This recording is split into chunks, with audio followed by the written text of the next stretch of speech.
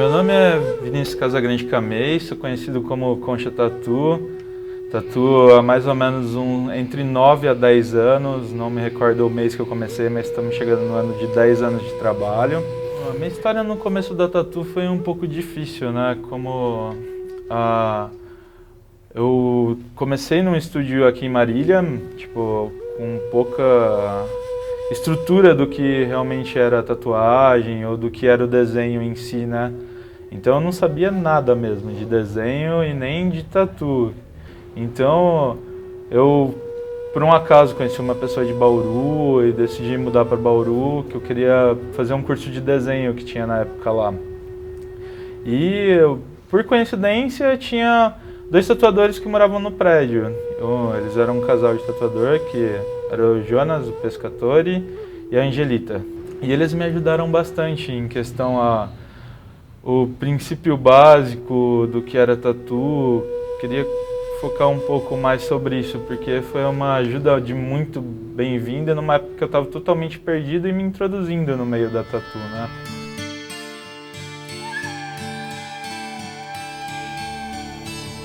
No começo não tinha nem condição para me alimentar direito, assim, eu morava em Bauru com a minha namorada, era um moleque ainda, não tinha um trabalho fixo, fazia uns freelances de desenho, uma coisa ou outra, mas também bem básico, assim, e me mantinha com o mínimo do mínimo, como meu pai me ajudava. E o Jonas, abriu a porta da loja, me ensinou o que era desenho, o princípio básico do desenho. Eu acho que principalmente assim o que era a arte da tatu, que foi uma coisa que me envolveu muito e me deu muita vontade de seguir nesse meio. Pra mim eu encaro como um meio underground de sobrevivência, né? Que na época não era nem tão reconhecida pelo nosso governo, assim, era até um pouco preconceituoso se falar que você era um tatuador, né? Então o Jonas pegou e eu com a sede de viver tudo, começou a me mostrar como era a tatu, como montava uma máquina, como soldava agulha, na época que nem existia agulhas soldadas, né? Isso foi uma coisa assim, que me ajudou muito a acreditar que eu ainda tinha um caminho. Eu lembro, as primeiras dias que eu cheguei lá na loja, ele falou assim, você sabe desenhar? Eu falei, eu sei, desenho. E eu cheguei lá, meu desenho era muito ruim, era muito péssimo, assim. Ele falou, não, eu vou começar a te mostrar os princípios básicos, desde forma geométrica até criar uma estrutura. Ele me passou uma coisa assim, de começo, que era o que eu precisava para estruturar um desenho e reconhecer o que era o desenho de tatu e não os rabiscos que eu fazia, né? Acho que eu não tinha conhecimento sobre o que era uma aquarela, o que era um fabriano, né? Que é um papel, de boa qualidade. Eu tinha brincado com algumas aquarelas, mas era bastão, não tinha nada a ver com ecoline, algo que eu aprendi a desenvolver para minha técnica de trabalho de tatu. Então, isso foi também um método de experiência, que não é o que a gente pensa, eu vou começar a tatuar, a gente só tem que pegar a máquina e sair tatuando os outros. Não, tem toda uma parte por trás, que são o desenho, são as dificuldades profissionais, são você atender um cliente, ou você montar uma máquina, aprender a desmontar, limpar uma máquina. Até mesmo saber o que tipo de material que você pode trabalhar, ou o pigmento que você vai aplicar, o que é legal, o que não é. Que foram umas coisas assim, que eu tive, o meu primeiro contato foi com o Jonas. E o Jonas passou umas coisas pra mim que eu não tinha nem base que existia. Era, um curso de desenho bom, que quando eu cheguei lá, eu falei, puta que pariu, cara, nem parece desenho isso, parece, uma obra de arte. E tinha visto só isso em igreja, o meu acesso a material artístico.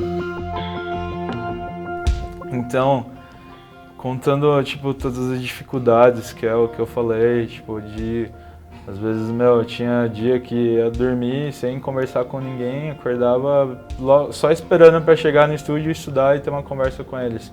Ou de não comer nada, às vezes, já que já aconteceu, dele chegar lá e falar, tem bolo no estúdio. Eles foram para mim como uma família mesmo, não como patrões ou mesmo, um professor, assim. Eu acho que o Jonas ensinou para mim e a família dele mais como se fosse agir em família e, superar dificuldades, sabe? Que na época me deu muita sede de crescer e vencer na vida. Eu não tinha nem aonde comer, e hoje eu construí um império, sabe? Tipo, comecei a me focar, dedicar, tipo, estudar desenho, estudar um trabalho, ver o que é realmente tatuagem, amar tatuagem. Tipo, isso foi uma coisa muito boa, assim, que me trouxe uma credibilidade, eu acho, em mim, de poder acreditar que eu sou capaz. Tipo, com uma estrutura de uns professores bacana, com uma coisa legal, eles me fizeram acreditar que não dependia só de mim, porque eu tinha que ter uma estrutura de estudo, mas que só eu ia poder vencer acreditando em mim. Então começamos, tipo, a estudar junto, e ele sempre puxava minha orelha quando eu fazia algum traço errado. E por eu ser, tipo, aprendiz, ele foi bem legal. Ele carrega uma tatuagem minha que até hoje, um dia eu ainda vou cobrir isso. Mas, tipo, são coisas que um aprendiz tem que passar e tem que ter esse contato, principalmente o lado de segurança, de você não estar fazendo uma coisa errada, se desesperar e não ter ninguém. Tipo, eu acho que hoje é muito carente a nossa parte na área didática da tatuagem no nosso país. Tem países que são subdesenvolvidos e tem até um curso de tatuagem bom, acessível, ou uma faculdade, como em alguns países que já estão desenvolvendo faculdades para tatuadores. Mas então um incentivo de ter um professor, de ter uma loja é muito bom, sabe? Tipo, acho que se eu não tivesse passado por isso, talvez não teria tido essa força de vontade e não estaria onde eu estou hoje em dia. Ele abriu esse leque e se não fosse por ele eu não teria chegado onde eu estou hoje.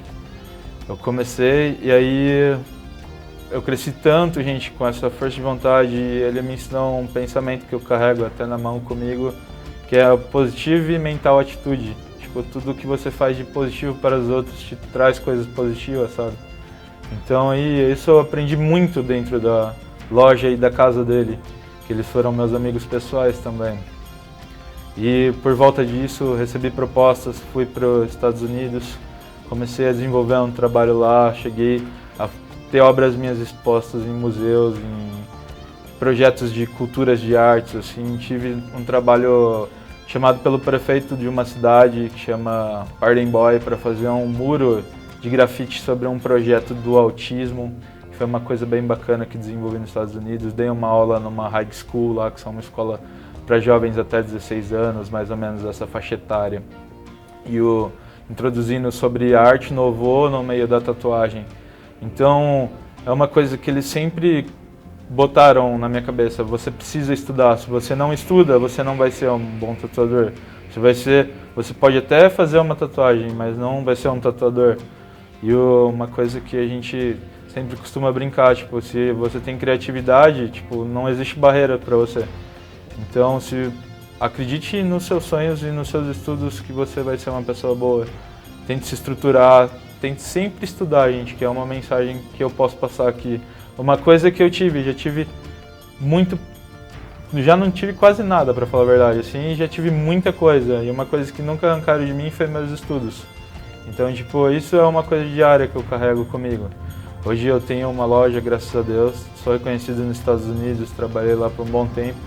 Agradeço o Cid também, que é do Seven Tattoo Gallery, a quem me ensinou muitas coisas lá também, como funciona a tatuagem na América do Norte.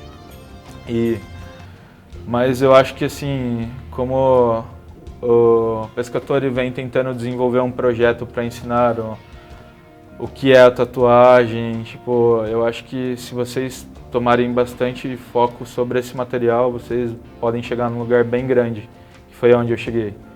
E eu não estou querendo parar por aqui, já tenho a minha loja aberta, agora estou com foco de ir para fora em outro país, para administrar mais um pouco sobre os meus estudos, sobre o que eu aprendi para poder passar para os outros. Eu acho que a gente não tem que ter medo de passar o que a gente aprende. Tipo, como eu disse, a gente só guarda isso tudo na cabeça. E concorrência sempre vai ter, mas a gente sempre vai estar estudando para concorrer também.